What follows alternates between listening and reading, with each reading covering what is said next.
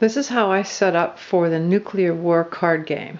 Everybody gets a playing mat, or at least access to. You don't need to actually build on it, but this is the cheat sheet that will tell you what cards match up to make a decay. So here in the alpha reminds you 2 protons and 2 neutrons make an alpha particle. And the orange square reminds you about the 3 types of beta decay. There's regular beta decay. A neutron becomes a proton and emits a beta particle, an electron. And then there's the reverse beta decay where the proton becomes a neutron and emits a positron. And you can see I also added little notes about the extra particles that are emitted, but they don't come into the game. And then this one where there's electron capture, where an electron is captured by the nucleus, and then what happens is a proton turns into a neutron. And then again, you have a little bit of extra stuff emitted, but that doesn't really come into the game. Now you'll need a moderator who keeps track of whose turn it is. So I'll be the moderator here, and I'll say this is team 1 and this is team 2. So the moderator will say team 1 go, and everybody on team 1 will draw a card. Draw one for this person, I'll draw one for this person. Doesn't matter which draw pile you use, just so you're this person taking just one card.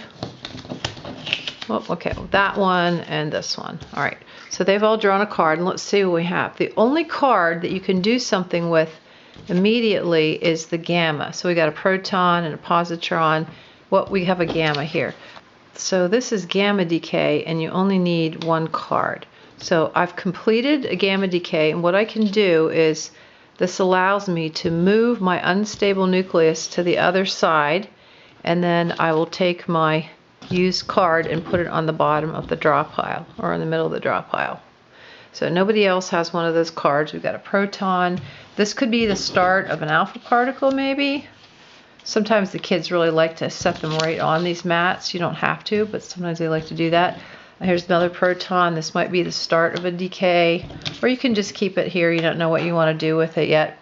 And then you say, team 2, go. And everybody on this side draws a card. Oh, this person just drew a lead card. So a lead card lets you block somebody trying to give you their unstable nucleus. So if this person completes a decay and they want to move their card over, you can use the lead card to block. So then once you've used the lead card, you'll put it under the bottom. It's only good for 1 use. But the person who was blocked still has to get rid of whatever cards. If they had an alpha particle saved up and they got blocked by lead, then they have to discard their cards and put them on the bottom. So let's see, that person got a neutron. We don't know where that's going to go yet. This person, oh, we have another gamma decay like this, right? So this person will be able to use it right away. Push one back like that, and then discard. And let's see what this person gets. They get an electron, and they get a neutron. Now, you'll have to make sure they are looking at these cards carefully. I know it's white and it has a red dot. You see this one has a beta, and this one says the word positron. So this one matches down here. This is the electron capture card. So that is going to go right there.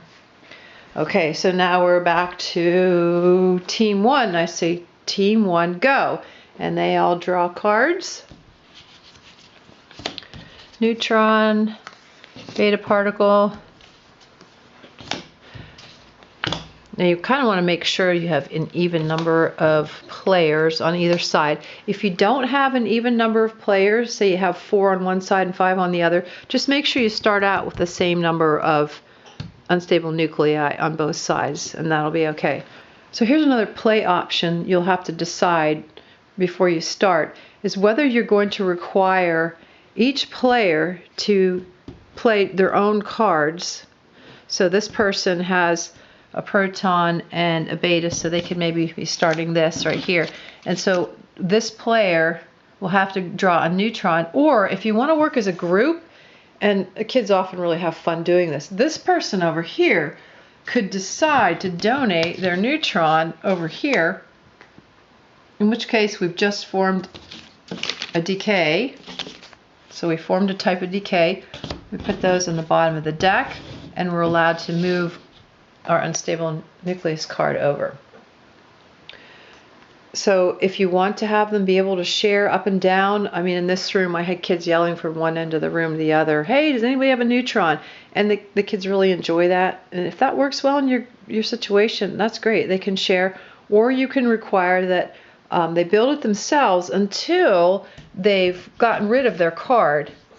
And then the next time it's the team's turn, this person could still draw a card, but then since they don't need to move their nucleus, they can then give that card away.